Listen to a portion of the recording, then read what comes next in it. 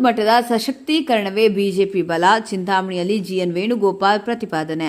ನಮಸ್ಕಾರ, ಇದು ಈ ಹೊತ್ತಿನ ವಿಶೇಷ ಸುದ್ದಿ. ಫೈರ್ ನ್ಯೂಸ್ ಕನ್ನಡ ವಾಹಿನಿಗೆ ಸ್ವಾಗತ. ಬೂತ್ ಮಟ್ಟದ ಸಶಕ್ತೀಕರಣದಿಂದಲೇ ಬಿಜೆಪಿ ಇಂದು ದೇಶದಲ್ಲಿ ಅತ್ಯಂತ ಬಲಿಷ್ಠ ಹಾಗೂ ಸದೃಢ ಪಕ್ಷವಾಗಿ ಬೆಳೆದು ನಿಂತಿದೆ ಎಂದು ಬಿಜೆಪಿ ಮುಖಂಡ ಜಿಎನ್ ವೇಣುಗೋಪಾಲ್ ತಿಳಿಸಿದ್ದಾರೆ. ಚಿಂತಾಮಣಿ ನಗರದ ನರಸಿಂಹಪೇಟೆಯಲ್ಲಿ ನಡೆದ ಬಿಜೆಪಿ ಯುವ ಮೋರ್ಚಾ ಹಾಗೂ ಬೂತ್ ಮಟ್ಟದ ಕಾರ್ಯಕರ್ತರ ಸಭೆಯಲ್ಲಿ ಭಾಗವಹಿಸಿ ಅವರು ಮಾತನಾಡಿದರು.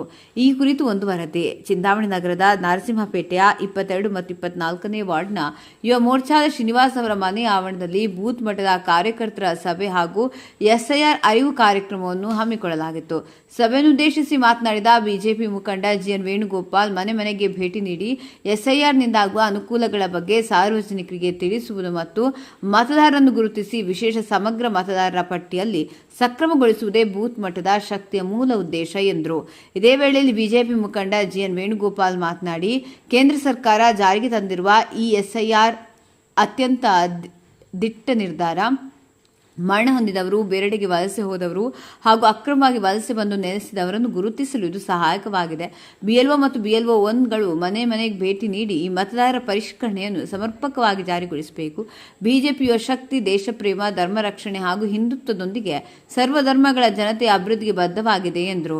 ಇದೇ ಸಂದರ್ಭದಲ್ಲಿ ನರಸಿಂಹಪೇಟೆಯ 22 ಮತ್ತು 24ನೇ ವಾರ್ಡ್ನ ಯುವ ಮೋರ್ಚಾ ಅಧ್ಯಕ್ಷ ಶ್ರೀನಿವಾಸ್, 22ನೇ ವಾರ್ಡ್ನ ಬೂತ್ ಅಧ್ಯಕ್ಷ ಕಿರಣ್ ಹಾಗೂ 24ನೇ ವಾರ್ಡ್ನ ಬೂತ್ ಅಧ್ಯಕ್ಷ ಬಾಬುರೆಡ್ಡಿ ಅವರ ಮುಖಂಡ ಜಿಎನ್ ವೇಣುಗೋಪಾಲ್ ಅವರನ್ನು ಗೌರವಿಸಿ ಸನ್ಮಾನಿಸಿದರು. ಈ ಬೃಹತ್ ಕಾರ್ಯಕ್ರಮದಲ್ಲಿ ಪಕ್ಷದ ಪ್ರಮುಖ ಪದಾಧಿಕಾರಿಗಳು ಹಾಗೂ ಕಾರ್ಯಕರ್ತರು ಬೃಹತ್ ಸಂಖ್ಯೆಯಲ್ಲಿ ಭಾಗವಹಿಸಿದರು. ನಗರ ಮಂಡಲ ಅಧ್ಯಕ್ಷರು ಮತ್ತು ಮುಖಂಡರು ಗೋವಿಂದರಾಜು, ನಿಕಟಪೂರ್ವ ನಗರ ಮಂಡಲ ಅಧ್ಯಕ್ಷ ಮಹೇಶ್ ಬೈ, ಪ್ರಧಾನ ಕಾರ್ಯದರ್ಶಿ ಸಿಎಸ್ ಮನೋಹರ್ ರೆಡ್ಡಿ, ಗಾಜರ ಶಿವ, ವೆಂಕಟಾಶಿವರೆಡ್ಡಿ, ಸಂಘಟನಾ ಪದಾಧಿಕಾರಿಗಳು, ಸಂಘಟನಾ ಸಂಚಾಲಕ ನಾಗರಾಜ್, ಸಂಘಟನಾ ಸಹ ಸಂಚಾಲಕ ದೇವರಾಜ್, ಉಪಾಧ್ಯಕ್ಷ ಹರಿ, ವಿವಿಧ ಮೋರ್ಚಾಗಳ ಅಧ್ಯಕ್ಷರು, ಯುವ ಮೋರ್ಚಾ ಅಧ್ಯಕ್ಷ ಶ್ರೀನಿವಾಸ್, ಎಸ್ಸಿ ಮೋರ್ಚಾ ಅಧ್ಯಕ್ಷ ಎನ್ ಮುನಿರಾಜು, ಎಸ್ಟಿ ಮೋರ್ಚಾ ಅಧ್ಯಕ್ಷ ಜಗದೀಶ್, ಮಹಿಳಾ ಘಟಕ ಅಧ್ಯಕ್ಷ ಶ್ರುತಿ, ಕಾರ್ಯಕರ್ತರು ಹಾಗೂ ಮುಖಂಡರು ದೇವರಾಜ್, ಶಂಕರ್, ಮೋಹನ್, ಅಂಜಪ್ಪ, ಮಹಿಳಾ ಘಟಕದ ಪದಾಧಿಕಾರಿಗಳು ಕೆಆರ್ ಶ್ರುತಿ, ಪ್ರಧಾನ ಕಾರ್ಯದರ್ಶಿ ಮಮತಾ, ನಂದಕುಮಾರಿ, ಉಪಾಧ್ಯಕ್ಷ ಪದ್ಮಾ, ನಾಗಮಣಿ, ಶ್ರುತಿ, ಪಂಕಜ, ಲಕ್ಷ್ಮಿ, ಉಮಾ, ವೇದಾವತಿ ಇದ್ದರು.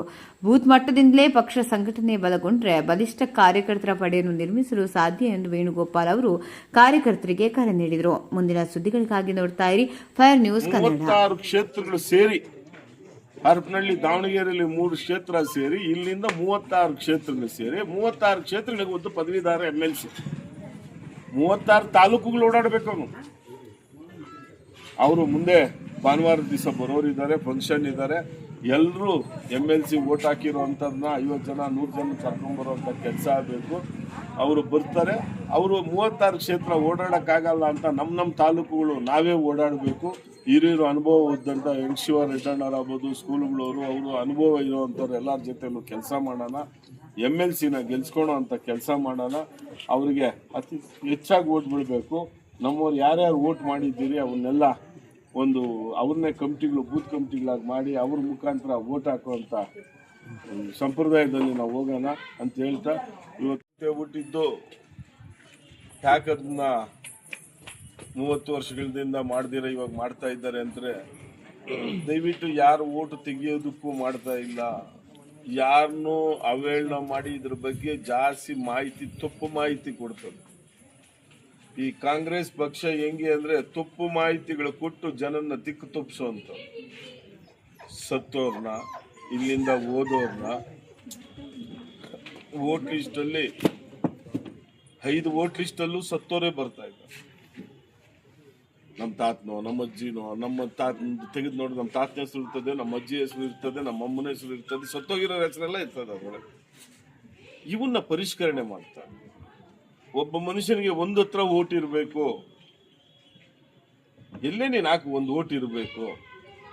ನೀನು ಮತ ಚಲಾಯಿಸೋ. MLC ಕಾದ್ರೆ 2 ಓಟ್ ಬರ್ತದೆ. ನೀನು ಡಿಗ್ರಿ ಆಗಿ ನಿಮ್ಮ ಮನೆಯಲ್ಲಿ ಯಾರೇ, ನಿನ್ನ ಹೆಂಡತಿ, ನಿಮ್ಮ ಅಮ್ಮನು ಯಾರೇ ಡಿಗ್ರಿಗಳಾಗಿದ್ರು, ಹಳೆ ಡಿಗ್ರಿಗಳು ಅವ್ರಿಗೆ ಓಟ್ ಮಾಡಿಸಿ.